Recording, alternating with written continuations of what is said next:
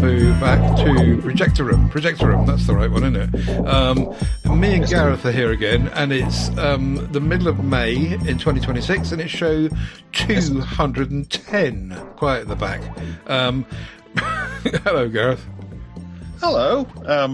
Yeah, it's the middle of May. Flippin' heck. Yeah. It'll soon all be over.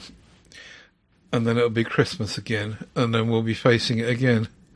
We're about to get the summer run. There's going to be a host of blockbusters arriving. We all get excited because the new Indiana Jones movie's coming, and the new Star Wars movie's coming, the new Predator... Oh, wait, hang on a second. No, it's not the 80s. We're just getting a load of crap this summer, aren't we? I don't know. But we will find out more about it later on in Coming Soon, of course. Our lovely section on the show. GarethMyles.com is where you'll find Gareth, and TedSalmon.com is where you'll find me. Projectorroom.co.uk is our website for the time being. I wonder if that works at the moment. I'm going to click on that and see if it works, because it does. My host people were mucking about this week with my websites. Anyway, it does seem to work. Yes, Gareth Myles. How are you going on with your snippets of interesting stories and roundups of film stuff? Well, you tell me, because I'm the one who's writing them, and other people have to read them and go, "This is boring," or "This is not boring." And what have they said to you? Nothing. I'm quite interested in some of your photographs, I have to say. That you throw a little story in with your collection of photographs. That's quite nice. I like that. Something a bit different. Don't you get any feedback from anyone apart from me?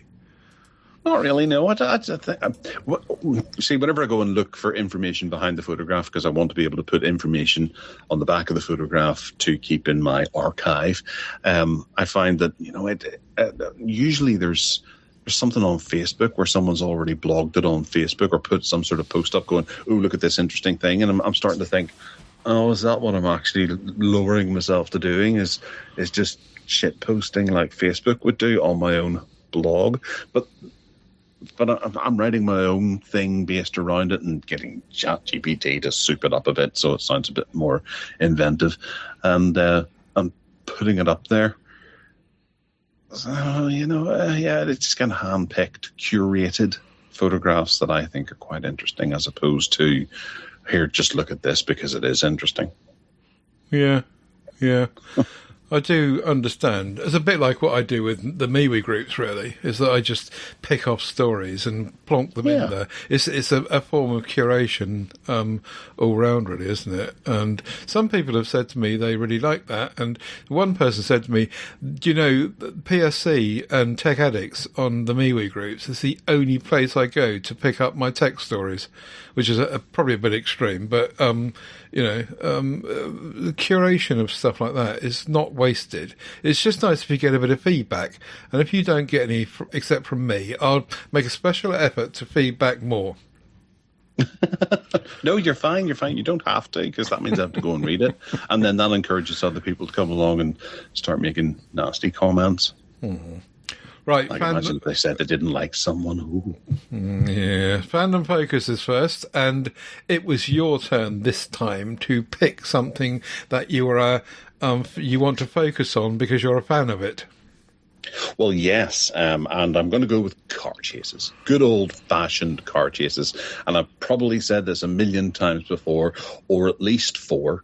I remember watching Captain America, the newer version, the one with Chris Evans. And there was a car chase in that I'd heard was great. And I watched it and thought this was just appalling. It was all CGI, and it had a ridiculous version of him where he's half muscly, half not, or something like that, stuck to the roof as they're zipping around New York, and it just looked woeful. The same with the likes of the Fast and the Furious movies. They're lacking serious practical stunts and things. And I know insurance is difficult to get and things like that, but that never stopped the likes of William Friedkin and Gene Hackman heading out to do the French Connection. They went and broke the laws and just did some guerrilla filmmaking to get one of the most intense and wonderful car chases ever committed to celluloid, and ultimately being one of my favourite films in the French Connection. Think Vanishing Point, and then Friedkin did it again, and To Live and Die in LA, and staying with Vanishing Point, you had Barry Newman also at the start of Fear is the Key, which is about a 25-minute car chase, and then Peter Fonda and Susan George in Dirty Mary, Crazy Larry, just a constant car chase. Gone in 60 Seconds, constant car chase. Burt Reynolds in the early 80s, constant car chase. The Blues Brothers, Bullet, those are just so entertaining, and they do not age. They're beautiful, and I actively seek out a movie. If ever I hear that there's a great car chase in it, I will watch it regardless of what it is, even if it's Driving Miss Daisy. If it turned, that's actually quite a good film. Fried Green Tomatoes at the Whistle Stop Cafe. If that turns out to have a great car chase, I will absolutely watch it tonight. I guarantee you it doesn't, but if it did, I'd be all over it. I just love a good car chase, and each one tries to outdo the other, but within realistic,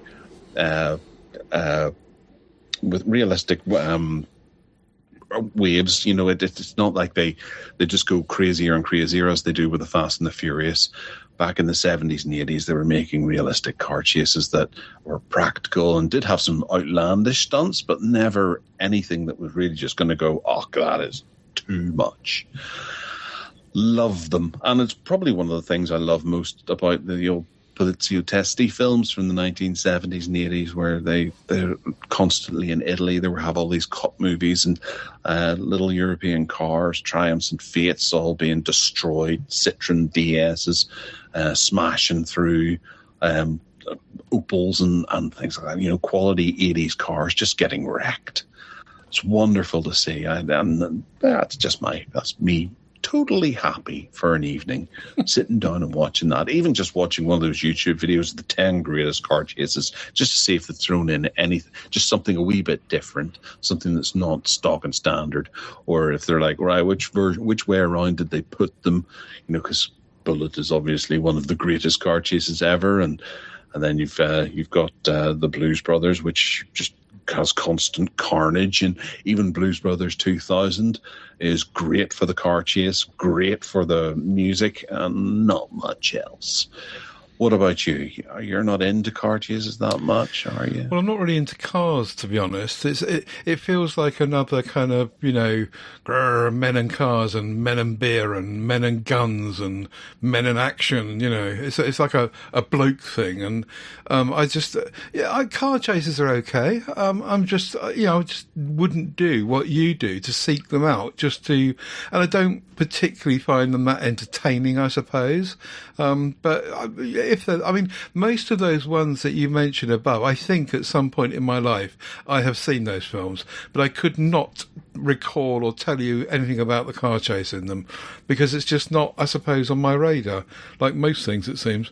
But what does come to mind when I saw that you were going to do this was the Italian Job, because I do remember that, the 1969 one. Where that was all good fun with Michael Caine and everything, and I enjoyed that, and I do remember it being in there, so fair enough. It's hard to admit, it's hard to forget. Yeah, okay. But you say that, but I've forgotten it in all those other films you mentioned. Bullet, you see, everyone knows the car chase in Bullet, but I honestly can't remember it. Everyone knows the car chase in French Connection. I honestly can't remember it. So it doesn't necessarily follow that in the Italian Job I would remember that either, but for some reason I do, and that's fine. But I was focusing more on things that were not so much a kind of cops and robber chase as to do with cars racing, like Death Race 2000. sprung to mind. And I remember when that came out. It came out in 1975, and we sneaked into the cinema. I think it was they banned it at first, but eventually it came out. And we were really interested in that. Duel, of course. Now, Duel's not really a chase. It's more of a, well, I suppose it is a chase. But, the 1971 Duel, yeah. It's being pursued, so yes. Chase. Yeah, and I enjoyed that. There's a really good car race in Grease, the musical, which is really good fun. There's another... In what? Greece the musical. No. Greece. No. It's Greece. A country in the Mediterranean. It's Greece. Grease is the stuff that you put on a car axle, and they put in their hair. So I don't know why they would call it Grease. It's Grease. You're the only person. And it's greased lightning. It's a northern Ireland thing. Everyone, just ignore him. Chitty Chitty Bang Bang at the beginning. There's a great car race in that. That's really good fun. But it only lasts about 5 minutes. And Natural Born Killers. They're chasing around in the car, being chased. Thelma and Louise. That's another one that I remember a car chase in as they head towards the edge of the cliff. That was really good fun. And there's a Bond film with Roger Moore in it that I saw at the cinema in 1980 or 81 when he's racing around this spirally road or across these spiral in a 2CV, and I couldn't remember the name. I couldn't remember. For Your Eyes Only. Is it For Your Eyes Only? Yeah. So that I do remember that, but then I did really like Roger Moore as Bond, and so I know more about the Bond films with him in than not. So yes, when I started to think about it, having said it's all kind of macho men stuff, there are lots of examples in lots and lots and lots of films where there are car chases, and I have enjoyed them, but obviously not as much as you. Well, yeah, that's because you're square and I'm cool. Yeah, no, I do. I can't really think off the top of my head, like if I was to be asked my top 10 car chases as I look around at my movie collection, see, looking through them, I am predominantly swayed by a car chase because there's so many. And there's one that's actually, just seeing the movie there, that's sticking out is... No, I'm not going to go into it because it's going to be too difficult to actually talk about. If anyone's seen Ark of the Sun God, they'll know the car chase I'm talking about, which is not what anyone expects, but it's absolutely genius. But it's terrible for some people. Anyway, yes, car chase is absolutely superb and liven up any film, and it's one thing that they can keep doing over and over and over again, and it never gets old. You think about the amount of cliches that you have in movies. Car chases don't generally get that. I suppose maybe you get airtime where they're jumping down San Francisco, like in Bullet. They do that over and over again, but that's one specific car chase. There isn't like a trope about car chases to where you're going, oh, they're doing that again, other than San Francisco. Yeah. There are lots of TV shows, of course, where I was just thinking while you were talking there about Starsky and Hutch. Almost every episode there'd be a car chase in that, and Dukes of Hazzard. Yeah, exactly. So there's tons and tons of examples, isn't there? Yeah, and that's one of the reasons why I love it. I think you're just immersed in it. If there's so much about, but I don't get sick of it, and I'm sure a lot of other people don't get sick of it. As you have said that you do, or get a bit sick of it. But I think the vast majority of people are just happy to have a good big. I don't get sick of it. I just don't think I'm particularly drawn to it. If a film had a car chase, I'd watch it and I might enjoy it. But if it wasn't there, it would be no problem. It's just different, aren't we? Yeah, stop being different. That's weird. Yeah, go to Flop of the Fortnight. Okie doke. Well, I'll throw in one which I feel bad. I seem to be doing that more and more often with this Flop of the Fortnight malarkey, but The Madison is a TV series with Michelle Pfeiffer and Kurt Russell.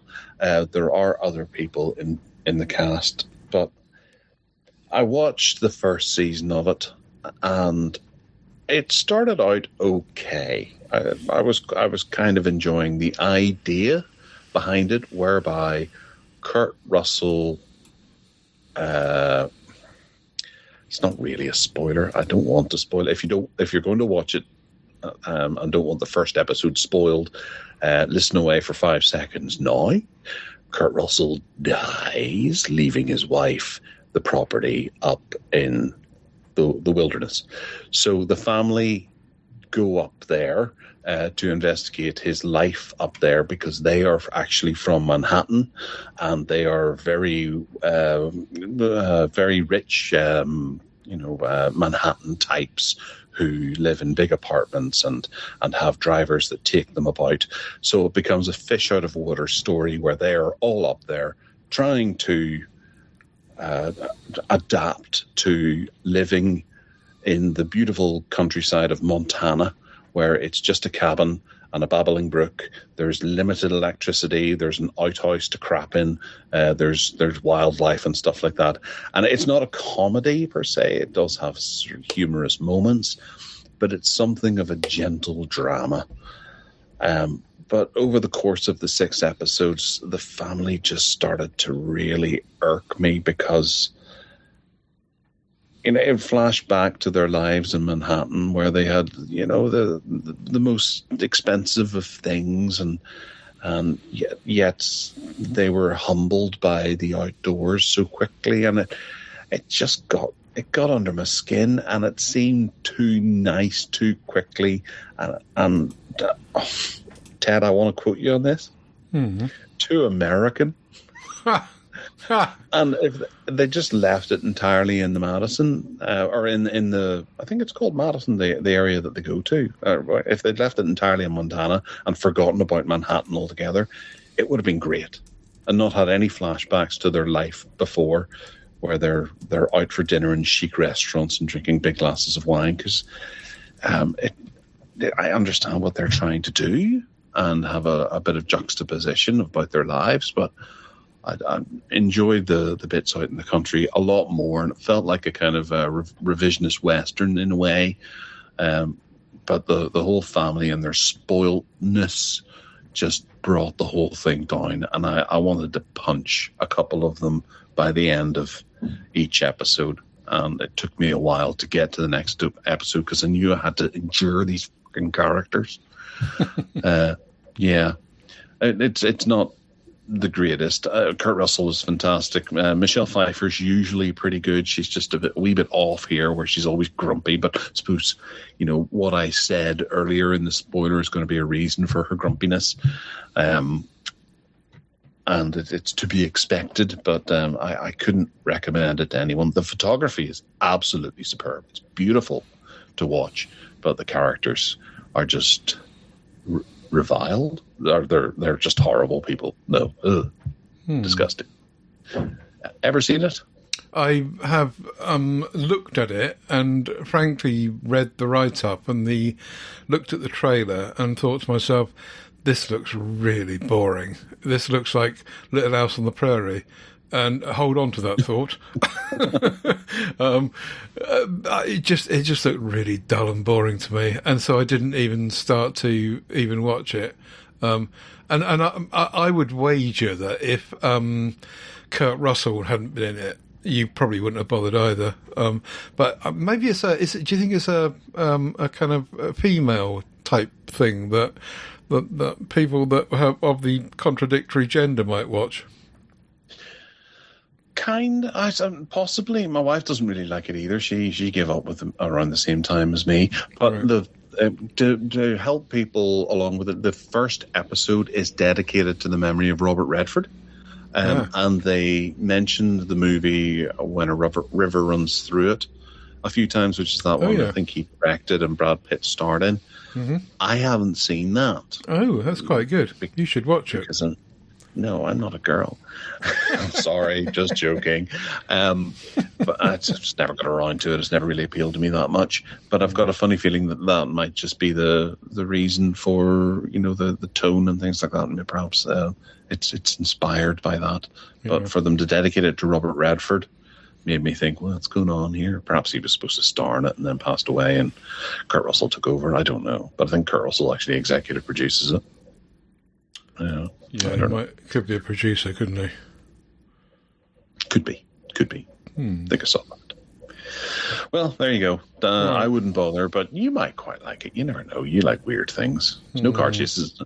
Hurrah! No, I'm only joking. Right, let's go to private screening. It was your turn last time, or was it the time before? Oh yeah, it was the time before because I hadn't got to watch it, and then we skipped an episode and blah blah blah. So now we're going back to 2 shows ago. You carry on. Well, it's. I suppose it's worth asking. Have you watched it this time? Yeah, I have, and I've also written a review on my little blog about it. So there. Oh, yes. Actually, I had a quick look at that, but I didn't want to spoil what you're about to tell me now, so I clicked away quite quickly. I think I read the first 2 paragraphs and then thought, no, I'd rather live it rather than read it.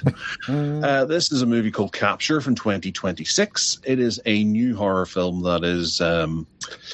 some people are describing it as found footage, but it's not fair to describe it as that because it's about someone finding footage of something to do with a camera in an abandoned house in the middle of a small town somewhere. I can't remember where.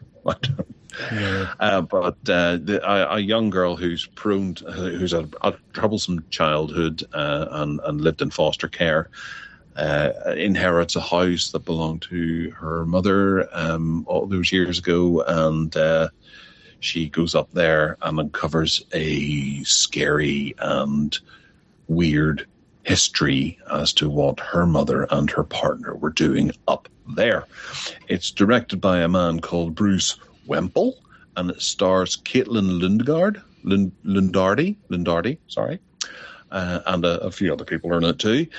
And to be quite honest, I thought it was a fairly decent little horror film. It's cheap, I'll give you that.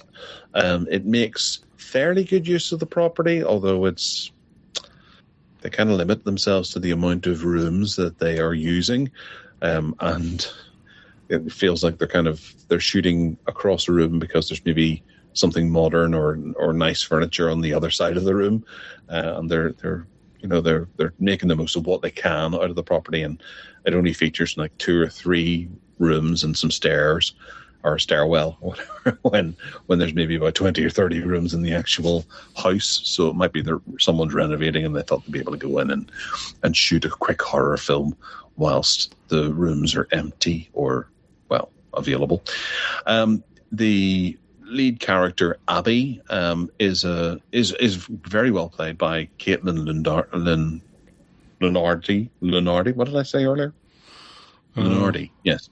Yeah, Lunardi. In a dual role where she also plays her mother in flashbacks from the found footage that she finds on a video camera that tells the tale. It has a fairly decent first half where there's enough curiosity and scares to keep you going, to wonder exactly what happened as it goes on. And at one point I thought, oh no, is this going to be some sort of really stupid possessed camera thing where the camera has the spirit of the devil inside it or something, which I don't think it really... It wouldn't have survived if that was the main problem, or the main protagonist to the film. It tells a story about what happened before, and she gradually uncovers the horrors that happened inside the house over the course of the film, and it throws you a few red herrings along the way, and eventually comes to a fairly decent climax with a wee twist right at the very end that I didn't see coming at all. So I do think it was a fairly well put together and performed horror film that didn't cost a lot of money to make, and I hope they managed to reap the rewards of this, because I think it was a good bit better than I expected it to be. Well, I did expect it to be quite good. That's why I recommend we watch it, but it could have gone either way. And I was quite taken with it. Ted, what did you make of it? Yeah, it was okay. It was all right. It was. I don't think it was anything special. It had its moments, but it was a shot at a kind of supernatural horror type thing, which ended up being maybe questionable or whatever. But anyway, we won't spoil it. The found footage was. I think annoying. I understand what you're saying about it really isn't found footage in a Blair Witch type way, but there is still a lot of found footage in it and shaky camera work and all that sort of thing. That was a bit annoying to me, to be honest. But it always is. But it's something of an atmospheric chiller, I think. Clearly, as you say, low budget.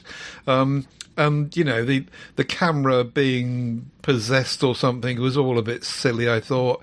All right, you can interpret the ending how you like in relation to that, but. It was just a bit. I don't know. That there are one or two creative scares I thought in it, references to the window to hell and the like. But I think you've seen it all before, and I'm trying to avoid my spoilers here now. The middle of the film, I noted, drags significantly as Abby watches and listens to tape after tape of backstory. And this is not a long film; it's only 90 minutes long. But it's 82.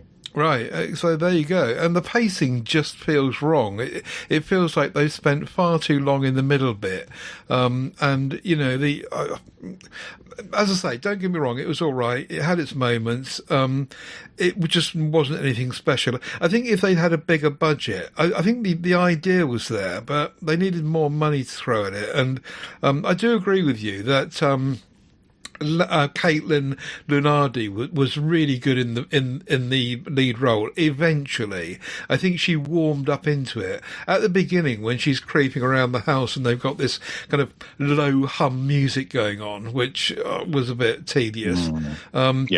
She was not acting particularly well then. But as the thing went on, as we got into the middle towards the 2/3 in, she really stepped out of herself and she was doing a much better job, I think. So yes, with a bigger budget, it would have been better. I think the cinematography here and there was quite nice, but the other thing I noticed was we're talking about the hum, was the amateur level sound recording, because it just felt as though the sound was done afterwards or something, or it was dubbed almost. And I don't think it was ADR, yeah. What was that? Sorry. Yeah. And I think there was a good bit of ADR used where they re-recorded their lines right afterward, or else the microphones were right up their nose. Yeah. It sounds unnaturally loud. So I think that the sound recording was a bit rubbish as well, which didn't help the fact that it was a low budget thing. But I think, if people enjoy the whole Blair Witch thing and found footage, even though it's not quite the same as you say, I think that they'll quite enjoy it. I thought the end was a bit stupid. And in my review at the end, I have noted that this is a kind of film that is likely to be forgotten very quickly. And sure enough, when you were talking about it just now, it came back to me, but I'd forgotten a lot about it, and I only watched it about a few days ago. So, it's all right, but just nothing special. And so I'm going to score it with a 5 out of 15. Well, yes, I've actually forgotten most of it as well, to be honest. I did watch it at the end of last week, but when you were talking about the other performances, or maybe it was me who mentioned the other performances, the characters that they have in the videos. There's one in particular, his name is Will Maisel, I think it is, Maisel, and his performance is absolutely superb.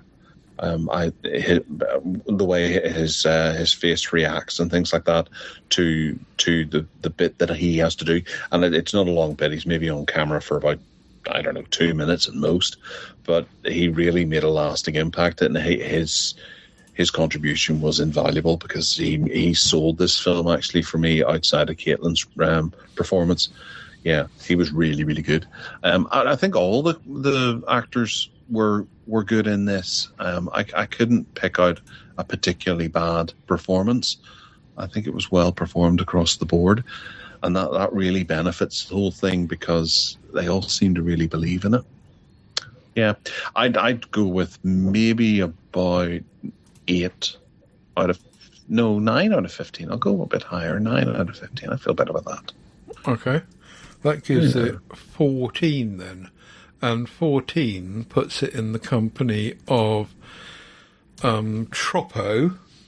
I can't remember that at all. Can you remember that? Tom Jane TV series where he's in Australia. Okay. Freakin' Uncut was one of yours. Patang Pyang Kipperbang, that was one of Alan's, and which I scored 0. 0. Wow, you're harsh. That was a dreadful film. Anyway, yeah. So this one is about, a quarter of the way up our table. So nothing special, but it was worth a look. And I actually, as I say, I did enjoy it. Just didn't think it was brilliant, but that's fine. Okay then, so next time it's my turn, and I'm going to choose Fack 'em all. Excuse me? What? Say that? There's a film from 2025 called Fackham Hall, and apparently it's if Monty Python and Downton Abbey had a love child, this would be it. And it's a story based in a kind of Downton Abbey type English country house. A new porter forms an odd bond with a young daughter of a well-known UK family, as the Davenport family, headed by Lord and Lady Davenport, deals with the epic disaster of the wedding of their eldest daughter to her caddish cousin. And this has been directed by Jim O'Hanlon, who was responsible for The Deep. I did actually cover The Deep. This is not the film The Deep. This is the TV show, the 3-part TV show with Minnie Driver in it. And we did talk about that some years ago, where she's in this submarine and she goes down into the sea, as you would. And that was quite good. So it might be quite interesting because of that. And of course it's full of, the British actors kind of consortium. So lots of stuff going on there. It will all obviously stand and fall on how funny it is and how Monty Python it is and how stupid it is and what a laugh it is. And we shall both judge that on the next show. So that's my pick for the next show. Fair enough. I think it's written by Jimmy Carr and he is in it as well. So I think that's right. Interesting. Mm-hmm. Cool. Okay, we'll have a go at that then. I don't know if your son will be able to watch it, though. I don't know how adult it is. Somewhat, given the title. Yeah, I suppose so. Although that is a title that might go over people's heads, I suppose. Yeah. Anyway, right, theme treats is next. And you chose... what did you choose? Can't remember now. Mars, the chocolate bar. No, wait, no. The bringer of the god of war. No, yes. The planet. Yes. Little stories about Mars, the planet, because there are a number of them. And I actually went from the point of view that I wanted to rewatch Moon with Sam Rockwell. Oh yeah. I don't know why I picked Mars because the clue is in the title as to where to go in Moon. Or try to go in Moon. So I threw together a bunch of them, but luckily one of them I received on 4K quite recently, so I was able to excitedly, I suppose just mention that. I'll start with Mission to Mars, which is a movie they made in 2000 that got really bad reviews at the time, and it was I think got a bunch of raspberries and stuff like that. It was not a good film, but I think it's aged quite well. I think it's quite an enjoyable little bit of sci-fi hookum with Tim Robbins and Gary Sinise and someone else on the female side of things. Is it Kathleen Quinlan? No, it's Connie Nielsen, where they discover something strange on Mars. The thing I liked about it was that there were a couple of unexpected events along the way where one of the leading characters doesn't make it the whole way through the story. In fact, gets offed quite early on. which, it livened up the first half of the movie. And then whenever they eventually get to Mars, it's not something that's it's kind of glossed over or left to your imagination. They go and investigate and interact with the thing that's there. And I think it's directed by Brian De Palma, who I would say doesn't make bad movies. I like Brian De Palma a great deal. And I can't bring myself to hate this movie at all. I always find it a bit hokey, I suppose, but it's still a rewarding sci-fi adventure with some good special effects, some exciting action-y bits here and there, a little bit of tender drama when certain characters don't make it through. And I forgot Jerry O'Connell's in it as well. Yeah, Jerry O'Connell's in there too. Take what you like of that. Have you seen Mission to Mars? I think I have, and I, as usual, I can't remember anything about it. I'm watching the trailer run through, and it rings big bells. So I shall certainly watch it now that you've raised it again, even if I have seen it before, because it does look really interesting. Yeah. Yeah. The next one would be The Martian, which is a film I utterly adore. I think it's really, really funny, really good, constantly entertaining. And whenever I found out there was an extended edition of it, I had to grab that and watch it in 4K. I think I have like 4 copies of it now. But yes, I can't fault that movie. It just entertains to no end. Special effects are excellent, and it's science that is all based in reality as well. It's all actual science that's used, not make-believe. And obviously the Project Hail Mary is the kind of follow-up book.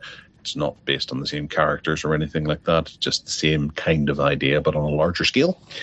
And very much worth watching. The Martian with a yay there? Yeah, I do, very much. I thought it was really good. And I think I did read the book as well back in the day, but I can't remember much about it, to be honest. But I do remember the film, and I can remember it having a big impact on me and most people around me when it came out and people started watching it about 10 years ago or so. And it's just, it's a brilliant story, really well put together film, and there's nothing to dislike, really. You really get on board with Matt Damon, with what he's doing, and you feel the claustrophobia, and you get alongside him. And it's not just a castaway where the whole film is spent with him. We do spend some time with back on Earth as well. But I totally agree with you. I thought it was a brilliant film, really, really well done. Yeah. The Jeff Daniels character, I forgot about him, back on Earth as the head of NASA. He's terrific. He is genuinely funny. And his little group of team, where they make Game of Thrones jokes, despite the peril that's happening there, they managed to get away with a Game of Thrones joke.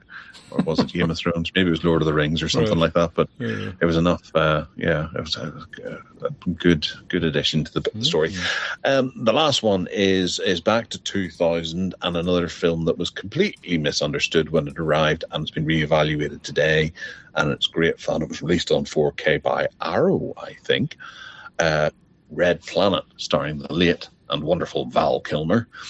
This is a really straight up sci-fi action tale where a bunch of astronauts end up marooned on the Red Planet, and they have a psychotic, crazy robot chasing them, and it's just endless fun. It's got great special effects. Val Kilmer is quite superb in the lead. You watch the early film and you think, what is going on here? His character is strange. And I think his character's a wee bit understated compared to all the other characters. They tend to have big, larger-than-life personalities, whereas Val Kilmer is very distinct, but he's not sort of involved in everything. He's a bit more like a handyman standing in the background, who's the one who takes the step forward and then starts to lead the film whenever things start going bad and people start disappearing.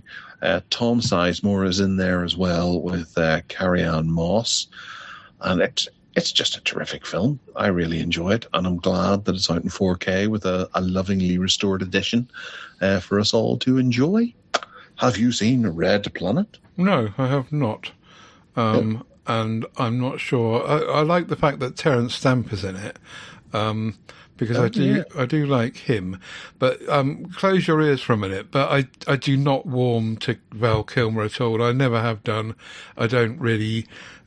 I'm not saying he's not a good actor. I that's not my place to say, I don't think. But I just don't warm to him. You know, there are people you warm to, and there are people you don't. Carrie-Anne Moss. I'm trying to think what I've seen her in. The Matrix. I haven't. Yeah, I did watch The Matrix, but when it first came out, I can't remember much about it. But yeah, that's probably where the face has sat with me. Is there nothing more famous she's been in apart from that all that time ago? There have been a few things, but I can't really name them off the top of my head. She kind of slipped into direct-to-video world and started making movies with Jeff A. and things. Okay. She was in Jessica Jones. Looks like every episode of Jessica Jones she was in. Anyway, so yes, I have not. I do not believe I have seen that film, and I probably won't watch it because of Val Kilmer. Sorry, Gareth. Well, it's not like you have to have him over to dinner. He's a good actor. Yes. Yeah, you know how it is, though. You just warm to people, and some people you don't warm to, and you don't really want to look at them for too long. So, anyway, there you go. Fair Right. My first one is Stranded, a 2001 film out of Spain, which is done completely in English. And the main reason I picked this out was because Maria del Medeiros is in it, who plays... what's her name? Fabienne, who the pot-bellied girlfriend of Butch the Boxer, Bruce Willis in Pulp Fiction, and I always fancied her. She was the best thing in Pulp Fiction by a long shot, and I'd never seen her in anything else since Pulp Fiction. But that ends up as my fault because she's been in tons and tons of stuff. A lot of it's Spanish, I have to say. But yeah, she was very good in this film, and she was clearly the star of the show. She was in almost every scene, and it was very good. It's about this group of. It's a bit of a what's it called? A lifeboat story film. So there are six people stranded on Mars because they crash land there, and their rescue mission for them crash landing can't get to Mars until 26 months later. Now that is a bit untrue these days, but this was made in 2001. I think that things have changed since then. But anyway, for the point of the film, that it was going to take 26 months to get there, and because of the crash and because of the damage to the craft, they worked out between them, because they're all scientists. They were on a scientific collecting, samples mission. They worked out between them that they only had enough food and oxygen and supplies for two of them to survive until the rescue craft came. If they all continue to live and be in the craft, they would run out of supplies and oxygen and everything in 14 months or something, I think it was. So they would just, all five of them would die. So it became this kind of lifeboat situation about who would be staying, the decision making about life and death, and who's going to volunteer, and which people were the most likely to survive. If two of them survive, which two should be chosen, and etc., etc. So it was all about that kind of that dilemma, that moral dilemma, if you like, and that and the bravery of the people who have to make that decision so that two of them at least can survive. So really good little film, I thought. It was fairly low budget. It's got this red cast over the whole film, which is quite easy on the eye, but I think they were after the red planet there. And it was it was a nice little film. As I say, fairly low budget. Some of the sets were a bit questionable, but the acting was kind of okay, and it worked really well. So I hadn't been aware of this film at all, and I thought it was a tidy little film, well executed. As I say, it was in English, so no Spanish language going on in it. And I really enjoyed it. I thought it was really good. Something happens, incidentally, about 3/4 of the way through the film, which turns the whole thing on its head, but I won't tell you what it is. Ha! I just clicked through the IMDb, and I've rated this 8 out of 10, so I've seen it. Ah. I don't remember it at all. Oh, right. You'll have to watch it again. I'm glad you agree with me, though. So, because that's probably what I would have rated it as well. So, yeah.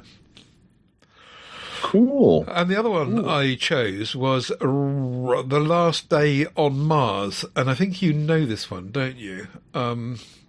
Yes, I rated it as 6 out of 10. Oh, right. Not so good as the Spanish one, then. This is essentially a zombies in space film. The Last Day on Mars, made in 2013. And it's about these people who are, scientists on this base on Mars who are just about to be relieved and sent back to Earth after their turn of duty. And then in the very last minute, they... one of them sneaks off to get an extra bit of thing that he's interested in collecting, and it turns out that this thing is actually a biological parasite, and it attacks him and kills him. And then when the rest of them try and go and find out where he is, as it gets ever closer to their rescue craft arriving, it starts picking them off one by one. And what happens to them is that they die, but then they come back to life, and they are essentially zombies. And so the film is about this kind of domino effect of how soon they're going to work out what's going on, and are one or any of them going to survive, and can the whole infection thing just get them all. It reminded me very much of The Thing, and I was interested to, when I looked at the some reviews after I'd watched it, that was the first thing that everyone else was saying too. Yeah, very much like The Thing, the 1982 film, which is great. So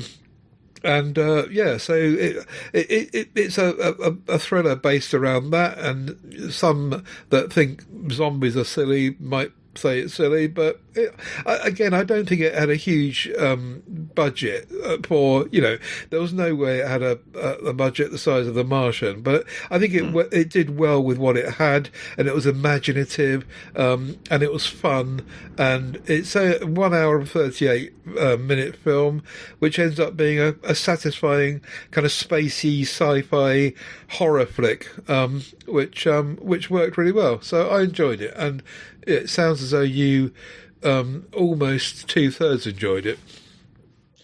Yeah, I don't quite remember it that well either. I do have it on Blu-ray, which I'm proud to say.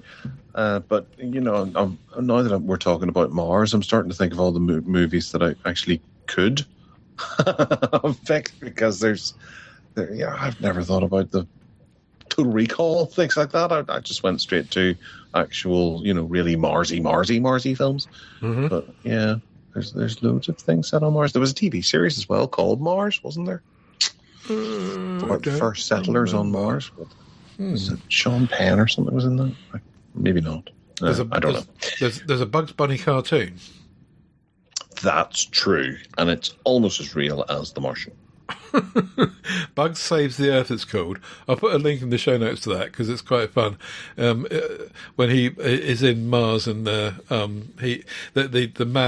mad Martian is trying to blow up the Earth. It's quite good fun. Marvin the Martian. Marvin, yes. And the other thing I just wanted to mention was how disappointed I was with Mars Attacks, 1996, the Tim Burton film. Now, you'll know, listeners of the show, regular listeners, will know that I'm a huge fan of Tim Burton's imagination and creativity, but this was just stupid nonsense. I think it's Tim Burton's worst work ever. I don't know how he convinced such a good cast to take part in it. I really don't.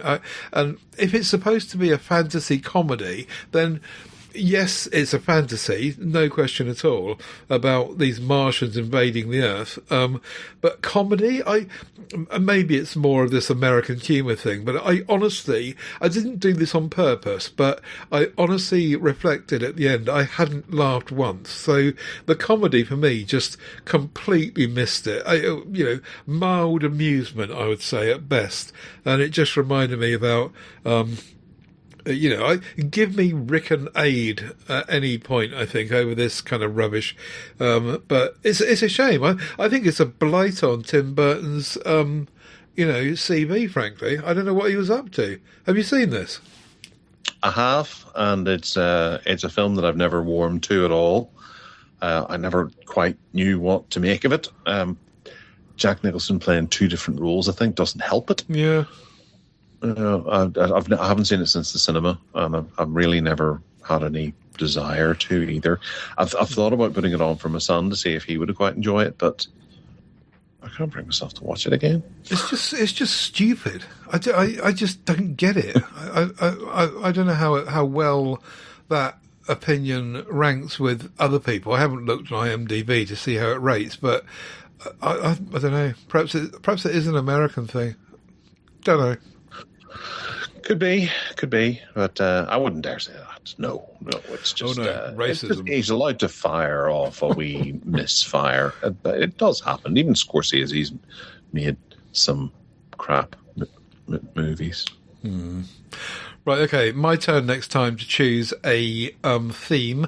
Pick a theme, a 2026, pick a theme. And I'm going to go with trains. So films or TV shows set on trains, that's the general idea.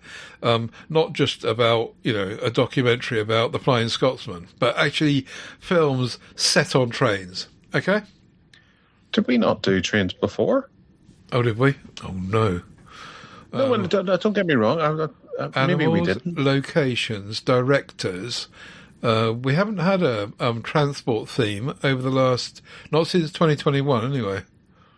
Okay. All right, fair enough. Cool. Trains it is then. But we have covered quite a lot of films about trains in our time, I do admit. But here's an opportunity to pick something new and fresh and interesting. You've got your box set of Ivor the Engine. Thomas the Tank. Yes, please. So, yes, new and interesting is coming now. We've got the main feature, and I'll go first with my review of Here Alone, a 2016 film, which is a slow burn, low budget, post-apocalyptic zombie film, which was reportedly made for just $150,000. The entire film was set within an isolated American woods. There was half a dozen actors and a skeleton crew. But the film is actually quite interesting. It follows this woman, Anne, who is surviving in the woods following an outbreak of some mysterious blood-borne pandemic that turns victims into essentially cannibal zombies. And she keeps her head down in the woods. She makes this scent and puts it all over herself to make sure that the cannibal zombies don't smell her. So she stays out of the way, and she finds food in nearby houses, and she's got running clean water where she is. And her husband, before he died, made sure that she knew where. So we do get flashbacks that tell us what happened to her daughter and her husband as time goes on. But actually, the film spends the first third with almost no dialogue. So we got this woman Anne, and we're just with her surviving in these woods and just tagging along with whatever she's doing to survive and the adventure she gets into. in the middle of the film, this couple turn up, a daughter and a dad, and the dad has been badly injured. She reluctantly kind of helps them and takes them in a bit, and then the film turns around a bit as they kind of team up and they start to use each other's as resources to make things a bit better. And anyway, this is far from a monster slaying, zombies bashing action film. It's more about the kind of repetitive reality of survival, and there are long sequences where very little happens, and I mean, sometimes the camera lingers with her just sitting in her car. She's got a car, incidentally. In the woods, she's got a car, the family car. So she's got somewhere to stay if it pisses down with rain. And sometimes it shows her whiling the night away until the sun comes up again. But anyway, it's good. Lucy Walters is in the lead, and it does really well. She's in every scene pretty much. And things happen in the last third of the film, as you might imagine, to change things around a bit. Nice cinematography. The landscape is shot well, and so there's no silly jump scares. It's very atmospheric, and the emphasis is very much on Anne and survival. And I thought it was really good. I really enjoyed it. Yeah. Okay. It's totally unheard of. Not that you enjoyed the movie, but this movie, I've never heard of it before, I don't think. Oh, right. Yeah. Okay. I think it's available on a number of streaming services, but yeah, it's a low budget indie. Actually, I just looked at the image of the DVD cover, and it's got some award on it, so it must be in some way held up by somebody out there. Anyway, yeah. Nice. Yeah. Directed by Rod Blackhurst, who made a little film in 2023 called Blood for Dust. That's very much worth viewing. It's a wee kind of I'd say maybe a wee bit Fargo-esque type hitman thriller thing. Well, not maybe Fargo-esque, but one of those kind of swish, tense, exciting hitman thrillers. Yeah, cool. Right. Anyway. Yeah, no, that sounds good. I might give that a go. Mm-hmm. Yeah. Okay, over to you then. All right, well, I'll start with a TV series that I've started watching, and I'm about to finish the first season tonight after the show, and it's called The Dry. This is an Irish TV show, and it stars Roisin Gallagher, yay, Siobhan Cullen, yay, Palm Boyd, Kieran Hines, Adam Joe Richardson, and a bunch of other people. And it's kind of a comedy drama about Roisin Gallagher's character of Shiv, short for Sinead, I think, or Siobhan. Siobhan comes back from London, having worked in an art gallery for many years. She's lost her job because she's now an alcoholic, and she's come home to mum and dad, and she's trying to reunite with her incredibly problematic family, all of which have very big problems that they're dealing with. And it's just that nice kind of layer of Irish drama with a smattering of Irish humour. If you like the Irish humour, you'll get this. It's not as in your face as that other TV show that's currently doing the rounds, How to Get to Heaven from Belfast.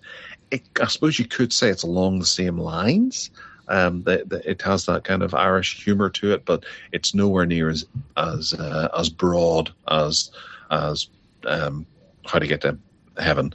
This is a lot more subtle, more interesting and involving, with characters who are fully three-dimensional, and a family that is as wretched with each other as they are supportive. And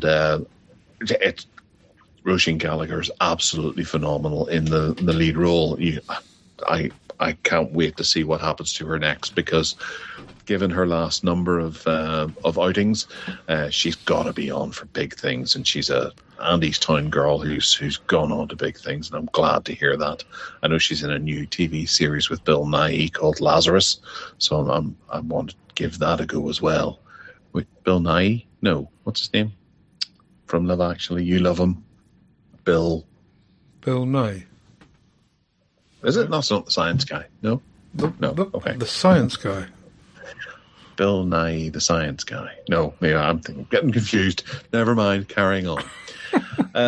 But Kieran Hines is fantastic, and he's not in it very much in the first season, but whenever he is, you really feel the quality that he brings to it, because he's obviously one of our biggest stars coming out. I think he's Northern Irish even.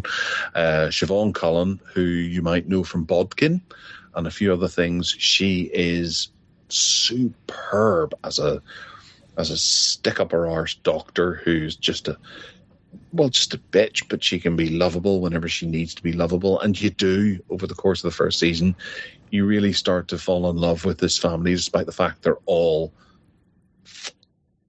all suck. They really do. But yeah, it's great. It's not 50 minutes. It's only 20, 25, 27 minutes each episode. So it's a really easy to watch show. Season 3 has just debuted. I think it's on the go at the moment. And you can watch it on ITVX, I think, or RTE1 if you get that. So worth checking out. Have you ever heard of this, Ted? No, but it sounds and looks as though it's been pretty well made. It's been around for a while, hasn't it? So, 2022. Yeah, it's on BritBox apparently. ITVX, as you say. Does BritBox still exist? I don't know. That's what it says on the... Anyway, and presumably you don't really need to be Irish to plug into the humour. No. It's right. Everybody compares Irish humour to In Bruges. That's what you get. Right. It's got devastating wisecracks and things like that, and your real put downs and stuff like that, and people the F word is thrown about quite dramatically. But yeah, it's funny. It is funny. Right. Not constantly, but you'll get enough out of it. Yeah. Sounds like it might be worth a look. Well, the big thing that I watched this week, and it's taken me a while to get around to because I didn't fancy it initially, is War Machine. It's Alan Richardson action movie that's on Netflix.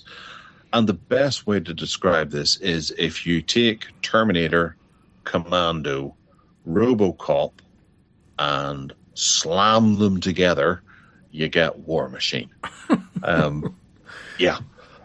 He's a special recruit who's doing a special recruitment task, and whilst they're doing the last leg of this recruitment task to become a ranger in the U.S. military, his platoon or his gang of merry men is put upon by this this machine that comes flying out of the sky and crash lands on Earth from an asteroid. And they don't exactly know where it is or what it's to do with, but the story builds as it goes along as this ragtag group of ranger wannabes have to try and take it down, and it's terrific fun. It really is. It's got it's not absolutely smash bang full of action.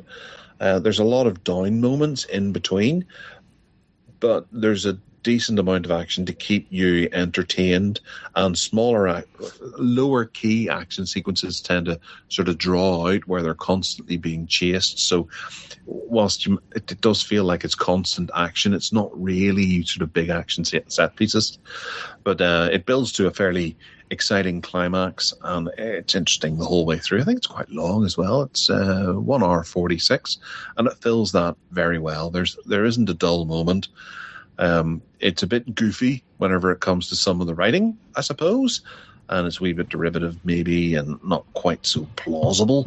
But, you just leave your brain at the door and just enjoy the visual eye candy, and you'll get a good amount out of it. I'm actually having trouble faulting it because I just had a blast with it. Have you ever heard of it, Ted? I'm not very good with leaving your brain at the door films. And looking at Alan Richardson, his main titles are all Teenage Mutant Ninja Turtles and Hunger Games and all the stuff that I just... Jack Reacher. Eh? That's who he is, Jack Reacher. Alan Richardson. Yeah, he plays Jack Reacher in the Amazon TV show. Oh, okay. So yeah, what I was going to say was that this is the kind of thing that just would be off my radar, particularly when I see a trailer and it's like Transformers, robots in disguise, and I think but actually, it does look as though it's quite well made. I do agree, if you can leave your brain at the door, I agree. Well, it's a level above Transformers. I've watched a few of those, and they are garbage. This is much, much better, much more accomplished, and it's not as daft as it sounds, and it builds to they've left it open for a sequel, as they always do, and there's potentially quite an interesting sequel that could come this way. But I think I actually think it's quite interesting that this is the second title that Netflix has put out called War Machine. Oh, right. Because there's another one with Brad Pitt that was out a few years ago. But I would recommend it if you want just something to eat some popcorn and drink a beer and go hoo-yah to along the way. Cool. Okay. Thanks very much. So that's the main feature, and links to all of that stuff in the show notes. As always, let's get to coming soon. What is coming soon? Well, we're going to go with, you mentioned it earlier, Little House on the Prairie. There's a TV series for a relaunch of the show that doesn't resemble the show at all. If you've ever seen Little House on the Prairie, this isn't it. This is a frontier western show about people who head off and set up a life together. Perhaps they build a little house on the prairie, but there's no house to be seen or had here. And to be honest, I think it actually looks quite good. It looks like a genuinely interesting family drama, along the lines of what I was saying with the Madison. But this is a family that go off out into the wilderness, seeking a new life together and an opportunity to live. So, it's arriving on Netflix on July 9th. Ted, you loved Little House on the Prairie, didn't you? Or did you love the Waltons? I did, both of them really. And I think this is just all about nostalgia. Because if you'd shown this to me and I'd never seen Little House on the Prairie, I would be thinking, good grief, you're joking, aren't you? But I'm not sure if the nostalgia, though, will be enough to get me to watch this. And I suppose, when I was a kid and a young teenager, we just used to watch Little House on the Prairie, and we were really into it, and my mum loved it, and my sisters loved it, and we were all... but it's basically sickly sweet, syrupy goo, isn't it? But it looks from the trailer as if it's been well made, and if you're into that kind of, as you say, family drama thing, then okay. One of my sisters will be all over this. I better tell her it's coming, but she'll love this. She's such a fan. Well, okay, it'll be interesting to see whether or not she thinks, because I have watched it, and to be honest, my wife loves it and forced us to put on an episode of it quite recently to see if my son would be interested in it. And we watched one episode, and I can't say that this trailer made me think of that show that I watched. Right. It does feel a bit more like, I can't really, that Far and Away type thing, but with a wee bit more wholesome family. No, I'll have to go away and think about what show, what this reminds me of. It feels more like a Western where they're going out there and there is danger. and there are other people and things like that. It's not just there will be a wee bit of excitement as opposed to just running through the daisies in a dress like Ted used to. Yes. Next up is Ghost in the Shell. Now, this is one that people are going to get excited about because this is a classic manga property that I think it did have a couple of versions up until now, but the Japanese have decided to adopt the 90s graphic art and give the fans what they've been wanting, and that's a properly animated version of Ghost in the Shell with that beloved 90s art. What did you make of the trailer of this? It is all in Japanese. There's no English to it, but it's just an idea of the art style and how gorgeous it is. What did you think? It felt really nerdy and geeky, and the sort of thing that Tarantino would like. I think there must. Of course, there's an audience for this, and those that know anything about it. I don't know anything about the Ghost in the Shell, and this just looked like a bit of a daft cartoon to me. And the animation was very comic book, and it's not for me, but I'm sure that others will like it. Yep. Fair enough. I think I'll give it a go. I'm not into manga so much, and I'm worried that it might actually pull me in, and I know how that can take over your life. But I did watch manga when I was younger because I had a friend who was very much into it, and we watched Urotsukidoji, which is quite a notorious one. But yeah, I think they can be kind of fun and inventive and interesting, and they are, storyline above all, and that's one of the big things where you get style over substance, and that was substance over style, but it's had huge amounts of style too. Mm-hmm. Right. Next up is Ice Cream Man. This is a new film from Eli Roth, and it stars Eli Roth, and it's written by Eli Roth. And this is about an idyllic summer town that descends into madness when an ice cream man serves kids sweet delights with horrifying results. There's not much to tell from this trailer. It is just a teaser, but it's arriving on August 7th, and it seems to be the sort of thing that Ted likes to shove down his throat. This is Eli Roth from Hostel and Inglourious Bastards, and I can't see that there's anything not to like here. It's all slasher gore fun, but and the playing of the humour as well with the notices about ice cream, and it just looks great. I can't wait. I think this is going to be really, really good fun, and it looks sinister as well, and Ice Cream Man, a very kind of clown type stuff. I think sinister looking clown type stuff. Bring it on. All right. Somewhat at the other end of the spectrum is Brendan Fraser's new film, and he's going for Best Actor award. He's got to be, especially with this stuff here. Pressure. In the tense 72 hours before D-Day, General Dwight D. Eisenhower, played by Brendan Fraser, and Captain James Stagg, played by Andrew Scott, face an impossible choice: launch the most dangerous seaborne invasion in history or risk losing the war altogether. It seems to be a whole film centered around a decision and weather and things, and it strikes me as something that's going to be really difficult to make exciting, but the trailer does make it look very exciting, and you can't help but think, oh yes, with the with stiff upper lip and all that, boys, we can push through and on till dawn. It's arriving on May 29th, so that's 2 weeks away now. Ted, what did you make of this? Not everything has to be exciting. Not everything is a car chase, the mark of whether something's any good or not is how exciting it is.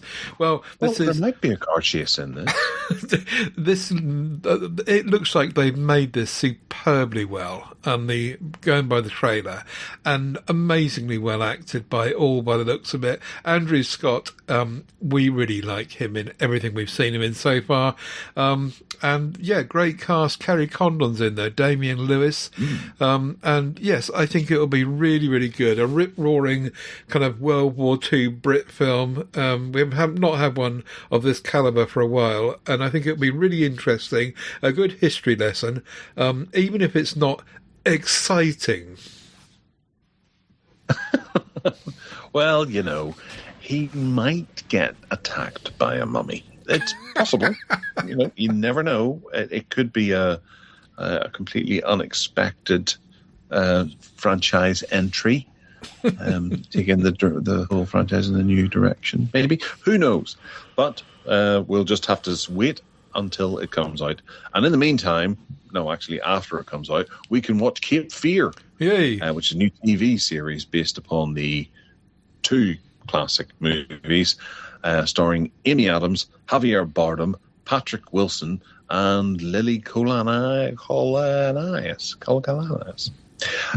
This is a happily married couple who face a growing threat when a notorious killer from the past, Max Caddy, is released from prison and seeks revenge. It arrives on June 5th on Apple TV. Ted, you'd be excited about this, wouldn't you? Yeah, absolutely. I really like the first, the Cape Fear film, and the remake particularly, with Robert De Niro, and it looks from the trailer as if it's a real close remake, straight remake. It looks like the story's very, very much the same, and Bardem in the kind of De Niro role, the nutcase role. He looked as though he was really sinister and very much like De Niro, really.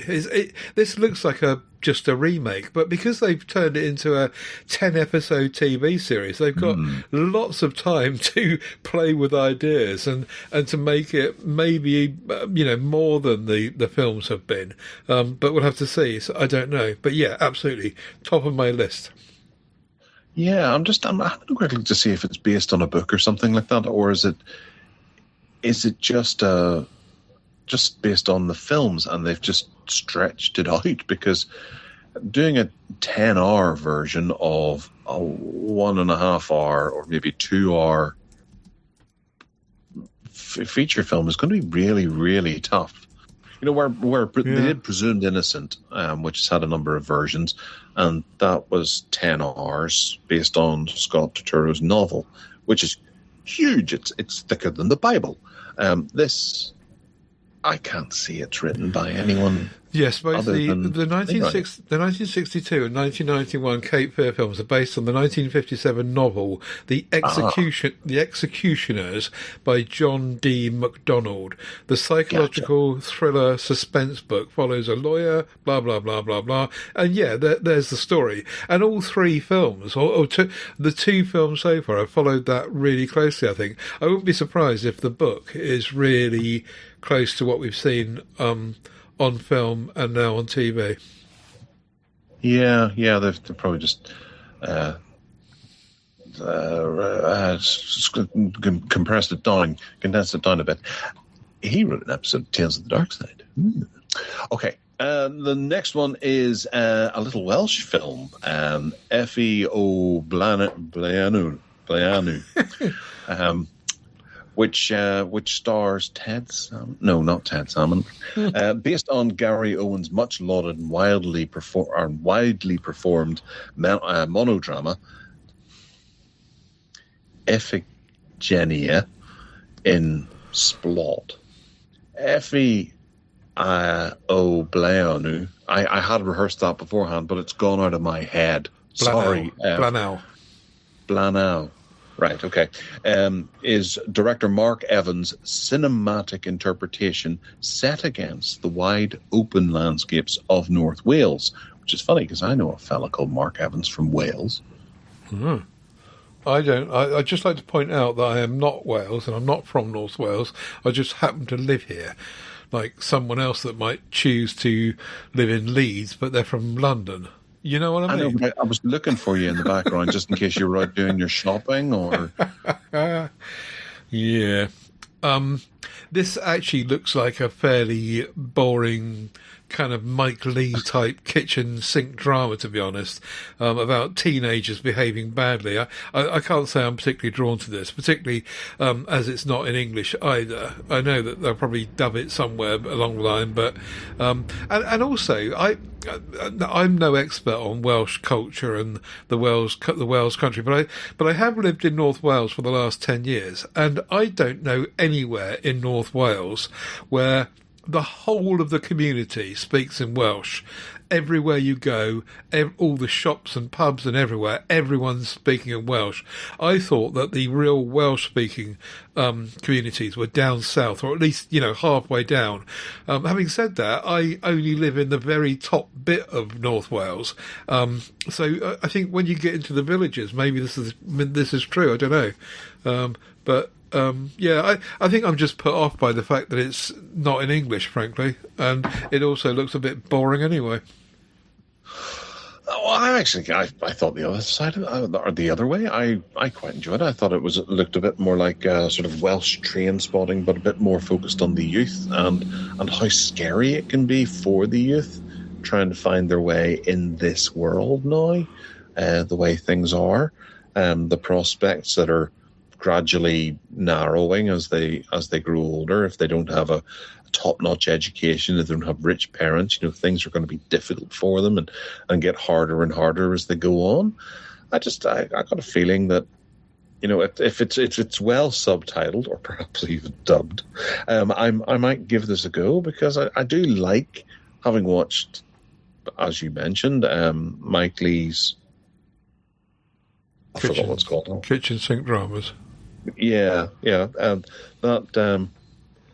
That feels just something that I'd like to see. Something a bit different, something without car chases. But the director, Mark Evans, having a look through his filmography, back in 2002, he did some good stuff. Yeah. My Little Eye, which is a quality horror film, Resurrection Man with Stuart Townsend and Jimmy Nesbitt. Sorry, a little bit there. He's a good director, and he did Out There with Martin Clunes a couple of years ago. He's just done Mr. Burton as well, which is that biopic about Richard Burton, isn't it? It's about Mr. Burton, or it's not about Richard Burton. Isn't it about Richard Burton? I think it is. It's a biopic, isn't it? Hang on a minute. True story. Oh no, it's not. No. It is. No, it is. Yes, it is. Yeah, it's a biopic.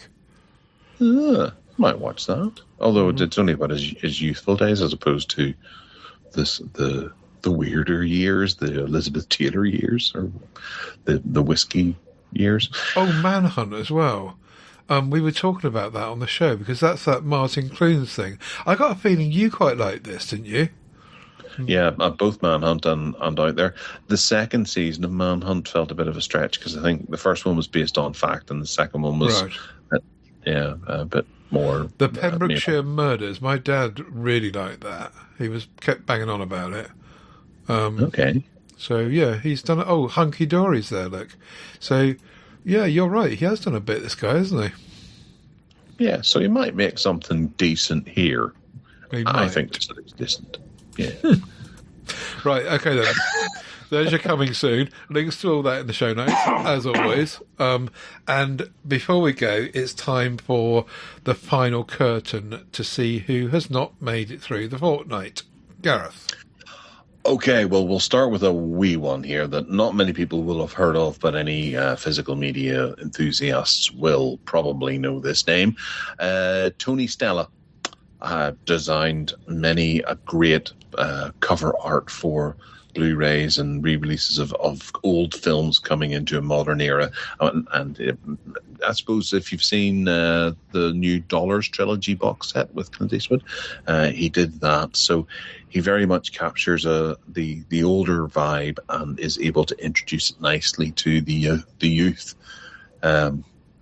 of today, and I think his artwork is absolutely fantastic. Yeah, I'm looking at it now. It really is very impressive, isn't it? Yeah, it's beautiful, utterly beautiful. You can go. There's a link in the show notes to a website with a lot of his work on it. And the outfit as well. That's coming to Blu-ray this month, actually, or next month. He did the cover for that too. Oh yeah, that's great. Loads of stuff in there. For you pick out the stuff and he's done some really good art there. I do agree. Yeah, beautiful, worth checking out. Next up is Donald Gibb. Not a name that you might recognise, but I'm sure if you saw him, you'd go, "Oh, I know that guy." He was in Bloodsport and Revenge of the Nerds 1, 2, and 4. I don't know why he wasn't in the third. I don't remember those films particularly well. But he played Ogre in the Revenge of the Nerds. But he had a very distinct physique where he was a big, almost, biker-looking guy with a scraggly beard and curly blonde hair, curly blonde locks. But I don't know if he had a turn in his eye, but he could really pronounce a turn in his eye and make himself look, big, looming and scary, but with, a comedy defect that made him look a bit, dumb. And I think that's where people will recognize him from some of the comedy roles that he's played where he's done that. Because I can't put my finger on exactly where I know him from doing that, but he's done that a number of times in various things. There's something like Spy Hard or Naked Gun where he plays that character, and he's really quite funny. But I do remember from Revenge of the Nerds and Bloodsport, he plays the American I think he's in both of them, actually. I haven't seen them in a while, but yeah. Very sad to hear his loss. Ted, do you see anything on his... He was on an episode of Cheers where he played Tiny. So, and he seems to have changed his name along the way because he was playing then as Don Gibb. So perhaps he had a pseudonym or something that he jumped in and out of to play. But yeah, tons and tons of American TV shows by the looks of it. One episode here, 2 there, all the way back to 1980. Can't honestly say that I've seen a huge amount of him, but I do kind of recognise when I look at some of these photographs of him, I think, I've seen him somewhere. US Marshals is the one that jumps out at me. Again, as Don Gibb, so I'm not sure what he's doing with his name, but US Marshals is a film that I watched a little while ago, and I think it's one of your favourites with Tommy Lee Jones. Not a sequel to one of my favourites. Yeah, that's right, yeah. So not a car chase, but a chase. That's right, yeah. Train chases, but a man chases a train. There's a train movie. Yeah. Next up is Jonathan Tiersten. Not really a well-known name, but made a couple of films that I'm quite familiar with him from. The first one being Sleepaway Camp, and the second one being Return to Sleepaway Camp, which was Sleepaway Camp 4, I think, if memory serves. It's been a while since I've seen those, but it's very sad to hear of his loss. He plays Ricky in Sleepaway Camp, the little brother to Fliss Rose's character, and he made a lot of other kind of fairly cheap and direct-to-video horror movies over the years, with Fliss Rose in a number of them as well. Have you seen Sleepaway Camp? No, I haven't, and I honestly can't recall this name or even his face, to be honest. Sleepaway. Have you spoken about Sleepaway Camp on the show? It doesn't ring a bell. I don't think so. It's just it's a classic slasher movie that has an unbelievable twist in the last couple of minutes. Okay. Yeah. Sounds like my kind of thing. You'll probably watch it and slate it, and then we'll argue. Yeah. Anyway, lots of work. It's very sad. Well, the last person is Jack Taylor, also known as George Brown Randall. That's his real name. He had a professional name of Jack Taylor. He was an actor who is very well known for European exploitation horror movies. And he would work with Ted's new favourite director. Jesus Franco quite a lot. Oh. He's well known for he played opposite Christopher Lee in Count Dracula in 1970. He was also in Eugenia in 1970 as well, I think that was. Female Vampire, the classic slasher movie Pieces. But outside of all those little, culty horror movies, he was also in 1492, The Conquest of Paradise, which is one of the two Christopher Columbus movies that came out in 92. Roman Polanski put him in The Ninth Gate. And he's known for, what was the other one? I forgot what it was. I've lost it. The Edge of the Axe is a good slasher movie that he was in, while I look for the other one. Conan the Barbarian. He was in that. Oliver Stone put him in that for, because, Oliver Stone is so unpredictable. He's in The Ghost Galleon and Revenge of the Sorcerer, or Night of the Sorcerers it was called, actually, which was a couple of Portuguese horror films. But yeah, it's just a huge wealth of 1970s, 80s, and well, even the 60s as well. Slightly dubious horror movies that are a wee bit sexy and a wee bit violent and things like that. Just what you need, just the right amount. Ted, have you noticed anything on his filmography that jumps out at you? I have. I've seen and know very well 1492, Conquest of Paradise, and I was attracted to that because of the music, like a lot of people, I think, from Vangelis. The Ninth Gate was one that went under the radar to some degree. It was a really, really good film, I thought, Polanski's The Ninth Gate. But like a lot of his work, I think it kind of you need to be into the kind of art house stuff to get it. And I thought The Ninth Gate was really good. Milos Forman's Goya's Ghost as well, 2006. I thought that was a really, really good film. I thoroughly enjoyed that. I think those were my main highlights from his long list of stuff. In addition to the things you've said as well. But I honestly have to say that I would not have recognised him or known his name, particularly if he's changed it to Jack Taylor. Well, I don't think he used the other name at all. It was Jack Taylor pretty much the whole way throughout his career. There's a couple of movies that are on my watch list that I will get to over the next wee while because he was actually in them, so they've zipped up my list a wee bit more. But there's Panther Squad and Angel of Death from around 1985, 1986 that he happens to be in. So I'm definitely going to be taking those in. And I think I've got Edge of the Axe on Blu-ray.